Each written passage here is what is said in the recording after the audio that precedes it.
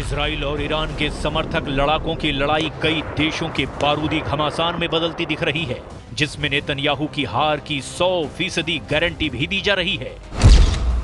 क्योंकि Israel Iran टकराव में सऊदी अरब के प्रिंस मोहम्मद बिन सलमान वॉर चेंजर लीडर बन चुके हैं। प्रिंस सलमान के हाथ इस युद्ध की सुप्रीम कमान ईरान थमा सकता है। प्रिंस सलमान को प्रेसिडेंट पुतिन का भी फुल सपोर्ट मिल सकता है। यानी इजराइल के खिलाफ युद्ध में अब अरब वर्ल्ड का अलायंस उतरने जा रहा है।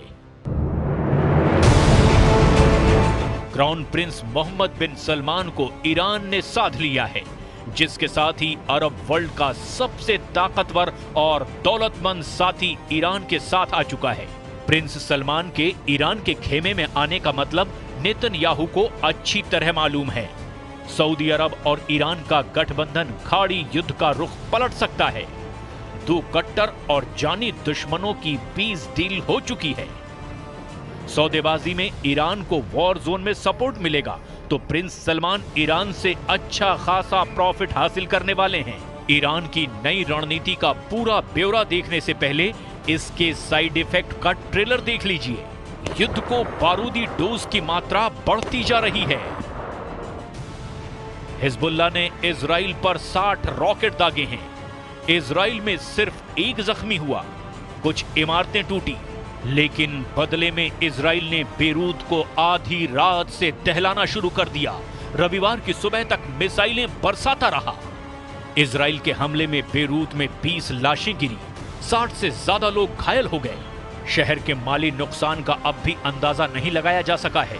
इजराइल अंधाधुंध बंकर बस्टर बम के धमाके कर रहा है, तो उधर हिजबुल्लाह फाइटर भी जोरदार पलटवार कर रहे हैं। लेबनान से इजराइल पर हिजबुल्लाह के रॉकेट और ड्रोन दागे गए। मध्य इजराइल में हिजबुल्लाह ने 60 रॉकेट की बौछार कर दी। इजराइल के डिफेंस सिस्टम ने बाकी 5 रॉकेट हवा में ही मार गिराए, लेकिन तेल अवीव के उत्तर में नेतन्याह और हर्जलिया सिटी में रॉकेट की बौछार जारी है। हिजबुल्लाह के रॉकेट अटैक का सबसे ज्यादा जोर मेटुला सिटी में दिखाई दे रहा है। लेबनान से रॉकेट दागे जाने के बाद मेटुला में भारी नुकसान की खबर है। उत्तरी इजराइल में मेटुला परिषद के प्रमुख डेविड अजोलाई ने 8 रॉकेट धमाके की पुष्टि की है। इन धमाकों से कई इमारतें खंडहर में तब्दील हो चुकी हैं। אנחנו מדברים כרגע על משא ומתן אפשרי להסדרה. האמריקנים מובילים את זה. אני אומר, זה מתבצע רק תחת אש. והוא מתבצע עם הרבה מאוד אש. युद्ध में फाइटर ग्रुप की पूरी तरह पिटाई के बाद तेहरान ने नया ब्लूप्रिंट बनाकर सभी सहयोगियों से मुहर भी लगवा ली है। रातों रात हुए बदलाव के बाद ईरान समर्थक लड़ाका ग्रुप भी अब इजराइल पर टूट पड़े हैं। रविवार की सुबह लेबनान से इजराइल में भीषण रॉकेट हमला हुआ है। वॉर जोन की त्रासदी से अलग ईरान ने जो वॉर प्लान बनाया है, उसके बाद बेरूत के बड़े बम तेल अवीव में फटने का ऐलान हुआ है। पहले से कहीं ज्यादा मिसाइलें बरसने की हुंकार भी भरी गई। लेबनान से ज्यादा तबाही इजराइल में मचाने की मुनादी ईरान ने कर दी। इजराइल को अब हिजबुल्लाह भी मारेगा, हमास भी, हूथी भी और इराकी शिया फाइटर भी। जॉइंट अटैक में इजराइल को बम बारूद से पाट देने की प्लानिंग है। इजराइल के जंगी जेटों की काट, इजराइल के टैंक, रॉकेट लॉन्चर और एयर डिफेंस सिस्टम का तोड़ जल्द इजराइल के सभी दुश्मनों के पास होगी। इजराइल के लिए अरब वर्ल्ड से ऐसी बैड न्यूज आई जिससे अमेरिका भी टेंशन में है। बाइडेन से ज्यादा परेशान 20 जनवरी को प्रेसिडेंट पद की शपथ लेने वाले डोनाल्ड ट्रंप हैं। अरब कंट्री से आए नए अपडेट ने वॉर जोन से बड़ा तहलका किया है। प्रिंस की दौलत, पुतिन के हथियार, ईरान का प्रहार, इजराइल में मचेगा हाहाकार। इजराइल के खिलाफ गठबंधन मजबूरियों से बना है। सभी के अपने अपने इंटरेस्ट हैं। सऊदी अरब, ईरान और रूस के एक पलड़े में आने की वजह आपको बताते हैं। ईरान को इजराइल से युद्ध जीतने के लिए हथियार चाहिए। ईरान को हथियार रूस देने को तैयार है, दे भी रहा है। लेकिन जंग जीतने के लिए जितने हथियार की दरकार है, उतनी दौलत ईरान के पास नहीं। ईरान की मजबूरी समझी जा सकती है। तो रूस भी मुफ्त में हथियार दे नहीं सकता, क्योंकि पुतिन खुद यूक्रेन जंग में उलझे हुए हैं, युद्ध के खर्चे से परेशान हैं। पुतिन को भी युद्ध जारी रखने के लिए बेहिसाब दौलत चाहिए। ईरान से दोस्ती निभाने के लिए पुतिन हथियार देंगे, लेकिन उसकी कीमत ईरान कहां से चुकाएगा?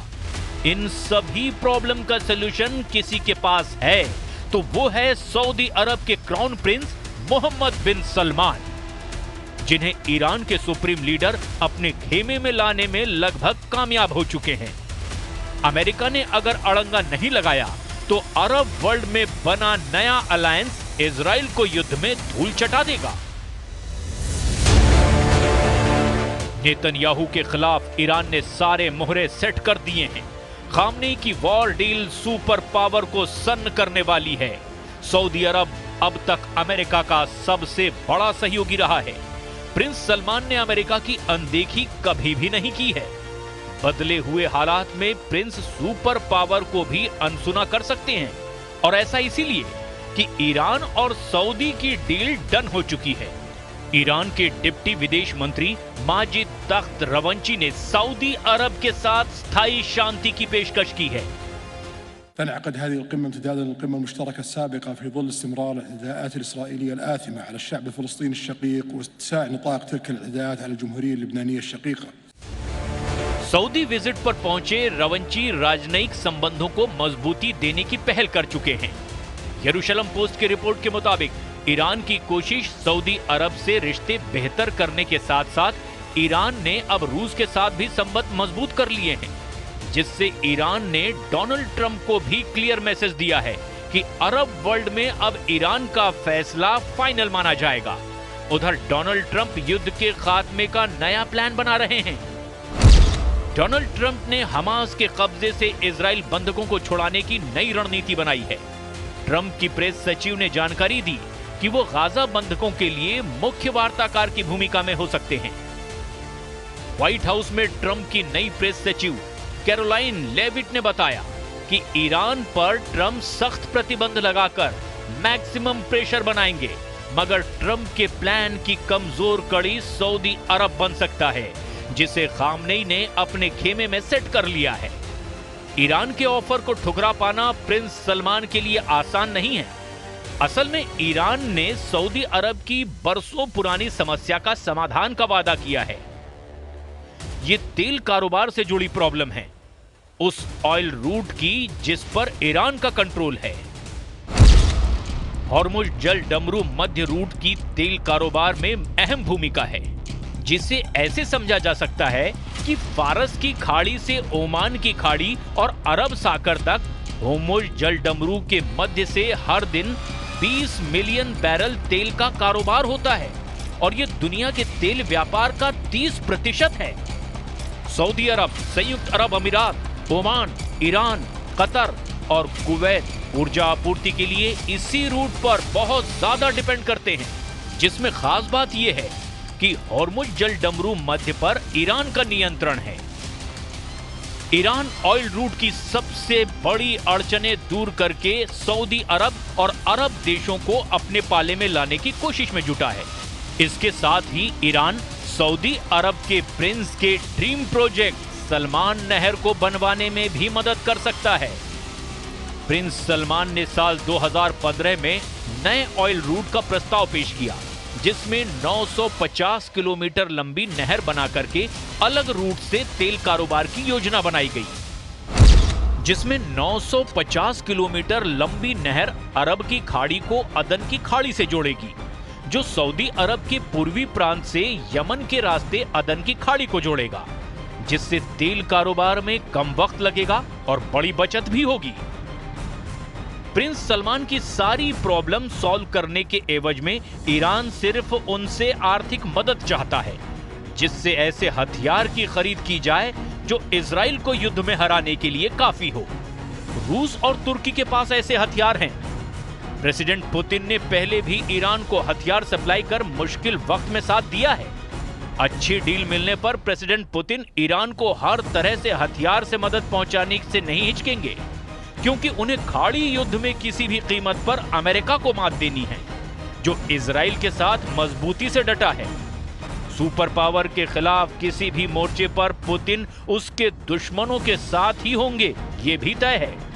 ऐसे में इजराइल का युद्ध में बचना मुश्किल होगा। रूस के हथियारों की मार दुनिया यूक्रेन युद्ध में देख रही है। हाइपरसोनिक मिसाइलों से मची तबाही ने दुनिया भर को थर्रा दिया है। नेटो जैसा सैन्य संगठन भी रूस से सीधे टकराने की हिम्मत नहीं जुटा पा रहा। ऐसे में इजराइल अकेले तमाम दुश्मनों के आगे कितने दिन टिक पाएगा, ये बताने की जरूरत नहीं। और फिर युद्ध में अमेरिका के साथ के बगैर इजराइल का बचना भी बहुत मुश्किल होगा।